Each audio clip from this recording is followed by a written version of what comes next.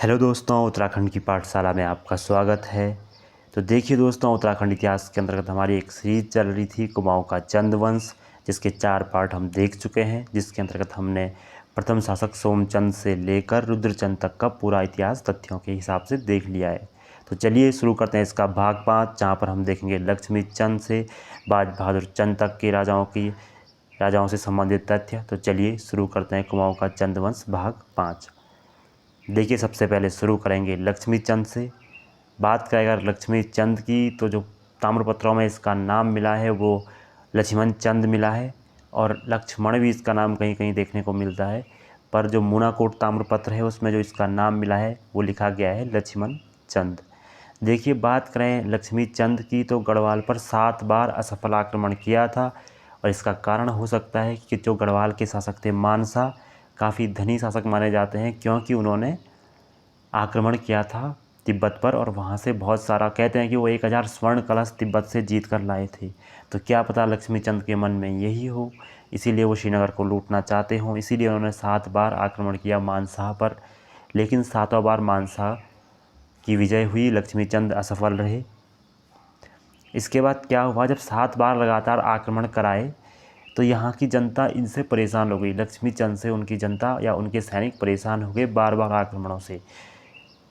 तो उन्होंने उनका नाम रखा लखुली बिराली। देखिए, ये एक चालाक बिल्ली की तरह ऐसा कुछ कहने की कोशिश की जनता ने। ये इसलिए कहा था क्योंकि वो जो लक्ष्मी चंद थे, जब मुग़लों और या बाहरी सत्ताओं से मतलब उनका सामना होता तो वो बहुत ज़्यादा वो बन जाते थे, बिल्कुल ही मतलब उनके उनके सामने भीगी बिल्ली बन जाते थे। लेकिन जैसी गढ़वाल पर आक्रमण की बारी आती, वो लगातार धड़ाधड़ आक्रमण करते गढ़वाल पर, चाहे उन्हें हारी का सामना क्यों ना करना पड़े। तो शायद इसलिए ऐसा कुछ नाम रखा हो।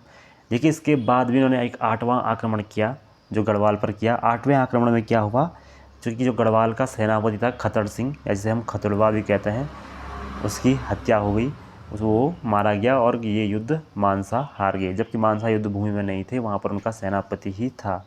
और जो लक्ष्मी चंद का सेनापति था उसको कहा जाता है गेंडा। तो देखिए, इसी गेंडे ने ये 8वीं विजय दिलाई लक्ष्मी चंद को। अब बात करते हैं, तो देखिए यहाँ पर लिखा है कि 8वें युद्ध में खतर सिंह की मृत्यु हुई।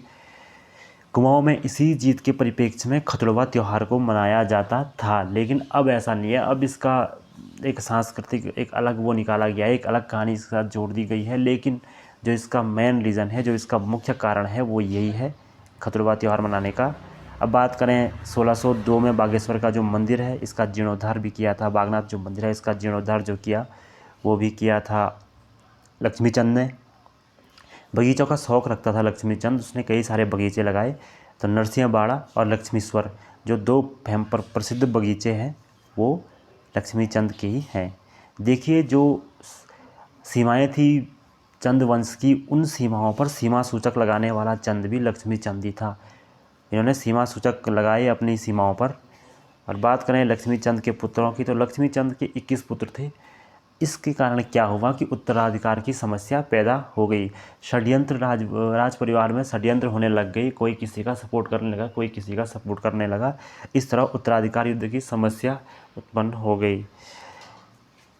लक्ष्मीचंद की मृत्यु के बाद दिलीप चंद कुछ समय तक शासक बना, लेकिन उसकी मृत्यु हो जाने के बाद विजय चंद को शासक बनाया गया। जो विजय चंद था, ये विलासी प्रवृत्ति का था, मतलब भोग विलास में व्यस्त रहने वाला शासक था। तो इसके सैनिकों या इसके सेनापतियों, प्रधानमंत्रियों जैसे सकाराम कार्की और विनायक भट्ट, जो इनके दरबार में प्रमुख पदों पर थे, सकाराम कार्की और विनायक भट्ट, इन्होंने षड्यंत्र से विजय चंद की हत्या कर दी। इससे हुआ ये कि जब अन्य राजकुमारों को इस बारे में पता चला कि हमारा जो मंत्रिमंडल है, या हमारा जो मतलब ऐसे मंत्री हैं, ऐसे हमारे नीचे काम करने वाले जो मुख्य लोग हैं, वो हत्या करवा रहे हैं, ऐसे मतलब षड्यंत्र रच रहे हैं, तो उनका जो राजकुमार था तिरुमल चंद, वो भागकर परमार शासक श्याम शाह के दरबार में श्रीनगर में आ गया। अब जब तिरुमल चंद श्रीनगर में आया तो श्याम शाह ने सहायता की थी तिरुमल चंद की। सहायता क्या की, वो यहाँ से उन्होंने उसको कुमाऊं की गद्दी पर बैठाया और उसे संरक्षण दिया। अब देखिए, तिरुमल चंद की अगर हम बात करें, तो ये षड्यंत्रों से परिचित था, ये राज परिवार के षड्यंत्रों से बहुत ज़्यादा परिचित था। इसलिए इसने क्या किया, खाना बनाने के लिए एक रसोई दरोगा के पद का निर्माण किया। अब देखो रसोई दरोगा के पद का निर्माण इसने क्यों किया कि बहुत बार क्या होता था कि खाने में जहर मिलाकर राज परिवार के लोगों को मारा जाता था। तो इसलिए इसने एक रसोई दरोगा का पद निर्मित किया और एक कर्ण कठायत नाम के आदमी को इस पद पर नियुक्त किया। अब ये कर्ण कठायत को ही क्यों किया, तो देखिए आपने एक नाम सुना होगा ज्ञानचंद प्रथम के समय नीलू कठायत, जिसकी हत्या करवा दी गई थी नीलू कठायत के द्वारा।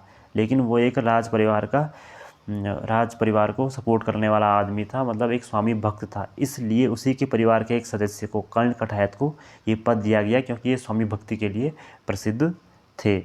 अब देखिए एक विद्रोह इसके समय में होता कि तिरुमल चंद के पूर्ण राज्यकाल में हुआ, वो था पीर संबल का। पीर संबल का विद्रोह जो इसके समय में हुआ, तो इसका अधिकांश समय जीवन का या राजा जब ये बना था उसका शासनकाल का पीर संबल का विद्रोह दबाने में ही गुजर गया।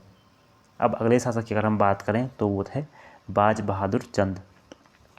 देखिए बाज बहादुर चंद की बात करें तो शाहजहाँ का समकालीन चंद है बाज बहादुर चंद। 1654 में शाहजहाँ के गढ़वाल आक्रमण में सहायता देने वाला चंद भी यही है। जब पृथ्वी शाह के समय 1654 में शाहजहाँ ने गढ़वाल पर आक्रमण किया, तो उस आक्रमण में सहायता देने वाला है बाज बहादुर चंद। और इसका इसे क्या फ़ायदा मिला कि इसे बाज बहादुर की उपाधि दी थी शाहजहाँ ने, और शाहजहाँ से इसके संबंध या मुग़लों से इसके संबंध बहुत ही अच्छे थे, जबकि गढ़वाल के साथ इसके संबंध बिल्कुल भी अच्छे नहीं थे, अन्य चंद शासकों की तरह खराब थे। अब बात करें सुलेमान सिकोह की, जब उत्तराधिकार युद्ध चल रहा था दिल्ली की गद्दी पर मुग़लों में, तो आगरा दिल्ली में, तो उस समय जो सुलेमान सिकोह दारा सिकोह का बेटा वहाँ से भागकर उत्तराखंड के क्षेत्रों में आया, तो इसने सबसे पहले बाज बहादुर से शरण मांगी, लेकिन बाज बहादुर ने शरण देने से मना कर दिया। इस कारण ये राजकुमार पृथ्वीपति शाह के दरबार में चला गया।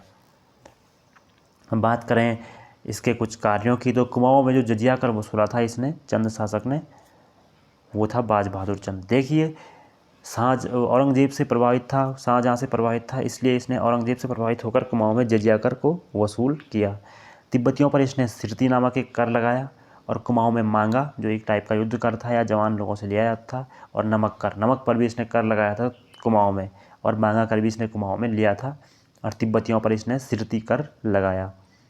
बात करें मनीलागढ़ के कत्यूरियों पर आक्रमण भी इसने किया था। मनीलागढ़ देखिए वहाँ पर था जहाँ पर गढ़वाल और कुमाऊं की सीमाएं मिलती हैं, तो मनीलागढ़ की कत्यूरियों पर इसने आक्रमण किया। वो कत्यूरी भागकर गढ़वाली क्षेत्रों में आए, और यहाँ पर तीलू रौदरी ने इन कत्यूरियों का सामना किया। अब देखिए कटारमल का जो सूर्य मंदिर है, जिसको कटारमल ने बनवाया है, उसका जो जीर्णोद्धार किया वो भी बाज बहादुर चंद ने ही किया। और अनेक पद जो कि मुग़ल दरबार में होते थे, ऐसे ही पदों की स्थापना इसने अपने राज दरबार में की, जैसे पनेरी, पानी लाने वाला, फुलेरिया, फूल वो जो मतलब फूलों की वो माली टाइप का, मटवाल, हरबोला जैसे सुबह राज परिवार को जगाने वाला आवाज़ लगाकर। तो ऐसे कई सारे पद जो बनाए थे बाज बहादुर चंद ने। अब देखिए बाज बहादुर ने बाजपुर शहर का निर्माता, बाज बहादुर यहाँ पर हो गया है, लेकिन वो बाजपुर शहर का निर्माता भी इसे माना जाता है। इसने बाजपुर शहर की स्थापना की। भीमताल में इसने एक मंदिर बनाया जिसे भीमेश्वर महादेव कहा जाता है। तो देखिए भीमेश्वर महादेव का निर्माता भी बाज बहादुर चंद ही है। अंत समय में देखिए बाज बहादुर जब अपना अंतिम समय में चल रहा था, तो इसने जनता को बहुत ज़्यादा परेशान किया, अपने राज दरबारियों को परेशान किया। तो इसको टैक्स से या किसी अन्य कारणों से, तो इसे कहा जाता है बूढ़ा अत्याचारी शासक। अंत समय में ये बहुत ज़्यादा अत्याचारी हो गया, इसलिए इसका नाम पड़ गया बूढ़ा अत्याचारी शासक। और बात करें इसके सेनापति की, तो इसका जो प्रमुख सेनापति है वो है मेसी साहू। देखिए मेसी साहू इसका प्रमुख सेनापति था। तो देखिए दोस्तों, ये था हमारा आज का टॉपिक। हमने देखा लक्ष्मी चंद से बाज बहादुर चंद तक। तो धन्यवाद, जुड़े रहिए।